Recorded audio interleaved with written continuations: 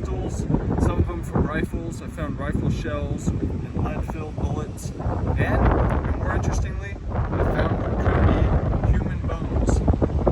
Come this way.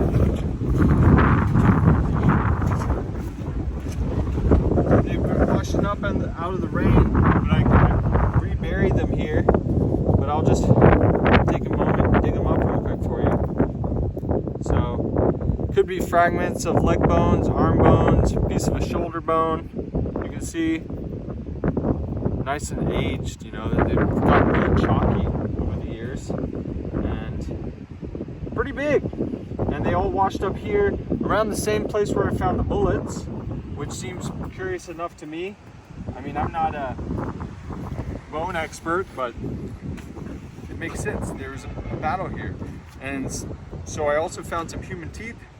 Those are in a different place right now. And so this is the fort. So the Viet Cong army would have had this set up. They probably would have built this in the 60s or early 70s in preparation for an invasion of the beach. And you can see there's no cover. They moved all the big rocks to this one pile. So if someone invaded here, they would be defenseless. They'd be totally exposed. And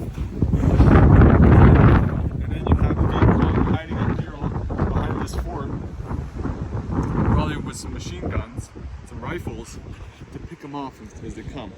So I talked to the locals, and there's one old man that lives in the forest over here. And I talked to him and I said, hey, I've noticed some ghosts here, I've noticed some spirits here. I spent a lot of nights here. And I'm curious what your experience is. And he told me that there's 5 Westerners buried here. That's, he said Westerners. I'm assuming maybe Americans. And they're buried along this beach. And possibly haphazardly buried. So it makes sense. There's bones and teeth washing up. There's bullets everywhere. And it's fascinating to me that after all these years, that it's still here. You know, and I'm sure there's countless other forgotten battle sites around this country. So it's very special here. You know, up in here in the forest we have banyan trees, some of them over 1,000 years old, giant, you know, they call them Buddha trees. We have monkeys, which you'll see around the pagoda, you'll see in the forest here. Many waterfalls hidden away. This is the hidden gem of Vietnam, is Son Tra Peninsula. So if you ever get a chance and you'd like to see a battlefield, you can see some bullets and human bones and fragments, I recommend coming here. And I really recommend coming and spending the night on this beach. A lot of people that do camping here, it's really peaceful. Whereas the beach just 20 minutes over there, Mikey Beach, is crowded. So it's a great getaway.